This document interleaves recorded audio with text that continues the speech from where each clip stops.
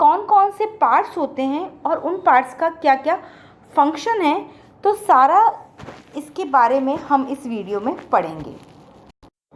हमने last lecture में पढ़ा था कि during spermatogenesis the 4 spermatid are formed.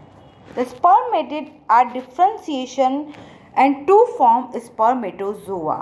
Spermatogenesis के प्रोसेस के दौरान पहले 4 हैप्लॉइड स्पर्मेटिड्स बनते हैं जो कि कैसे होते हैं, ओवल शेप होते हैं। Then after they are modified and convert into the elongated and motile structure known as the spermatozoa और sperm।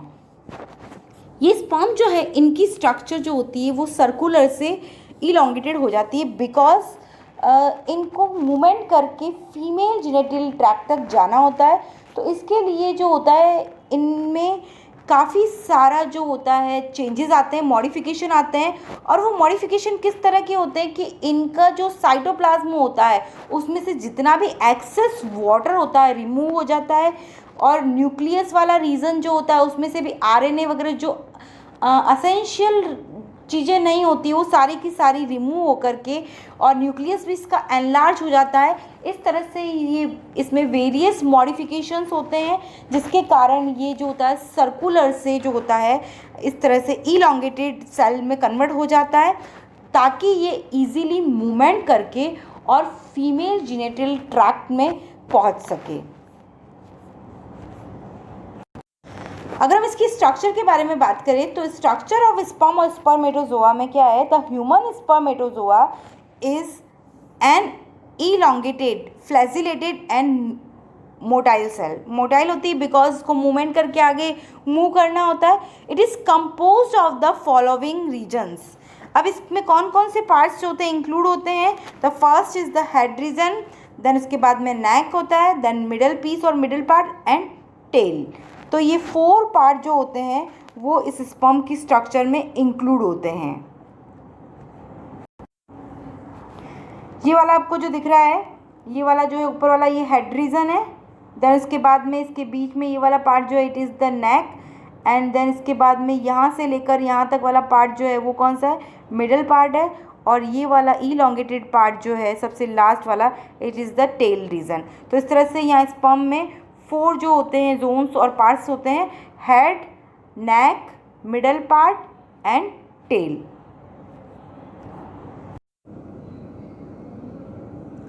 देन इसकी स्ट्रक्चर में देखिए आप, जो हेड वाला रीजन जो है स्पर्म का, जो हेड वाला पोर्शन है, it is consist of the 2 functional unit. The first is the nucleus, इसका न्यूक्लियस दिख रहा है आपको ये वाला, and the another is the acrosome. Acrosome जो है कैप लाइक स्ट्रक्चर आपको दिख रही है न्यूक्लियस के ऊपर।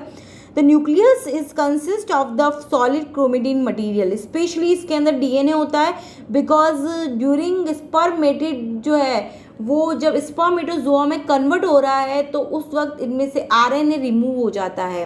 तो यहाँ पर जो क्रोमेटिन मटेरियल होता है वो मोस्टली क्या होता है, डीएनए होता है। अब हम बात करते हैं एक्रोसोम की। तो एक्रोसोम जो होती है कैप लाइक स्ट्रक्चर है and it is formed by the Golgi body. किससे बनता है, ये गोल्जी बॉडी से बनता है। It contain various type of lytic enzymes. इसमें बहुत सारे लाइटिक एंजाइम होते हैं और इन एंजाइम्स का क्या फंक्शन होता है, ये एग जो होता है उसकी मेम्ब्रेन को पेनिट्रेट करने का फंक्शन करते हैं। तो देखिए यहाँ पे nucleus, it is the mainly formed of solid chromatin material. और एक्रोसोम की बात करें तो anterolateral part of the sperm head and nucleus is covered by a cap like structure called acrosome. Acrosome जो होता है it contain lytic enzyme like hyaluronidase and acrosomin. ये enzyme क्या करते हैं, ये enzyme, these enzyme enable the sperms to penetrate egg during fertilization. जैसे sperm fertilization के टाइम पे एग के कांटेक्ट में आएगा तो एग की मेम्ब्रेन को पेनिट्रेट करने का फंक्शन इन एंजाइम का होता है। साथ ही यहाँ पर एक प्रोटीन जो होता है वो भी सिक्रीट करता है, that is the anti fertilising protein. Anti fertilising protein जो होता है ये बाइंड हो जाते हैं, एग जो होता है उसकी सरफेस पे प्रेजेंट होते हैं फर्टिलाइजिंग प्रोटीन उसके साथ बाइंड हो जाते हैं और जिससे क्या हो सके, इजीली फर्टिलाइजेशन हो सके। अब देखिए स्पर्म का जो नेक रीजन है, it has a pair of centriole. इसमें क्या होते हैं, सेंट्रियोल्स जो होते हैं प्रेजेंट होते हैं, and proximal and distal centriole, और ये इस तरह से अरेंज होते हैं एक दूसरे से, इस तरह से। तो it is present at right angles to each other. एक दूसरे से कैसे होते हैं, राइट एंगल पे प्रेजेंट होते हैं। Proximal centriole is necessary for the first cleavage division of the zygote. Proximal जो कि ऊपर वाला सेंट्रियोल होता है, ये जाइगोट जो होता है इसके first cleavage, it means zygote में जब zygote is further develop into embryo, तब जो डिवीजन होंगे they are known as the cleavage, तो वहाँ पर ये रिक्वायर होता है। एंड द डिस्टल वाला जो सेंट्रियोल है, नेक्स्ट वाला नीचे वाला जो सेंट्रियोल है, that is connected to the tail filament. और किससे कनेक्ट होता है, जो टेल वाला रीजन होता है उसके फिलामेंट से कनेक्ट होता है। अब हम बात करते हैं इसके मिडल पार्ट की या मिडल पीस की।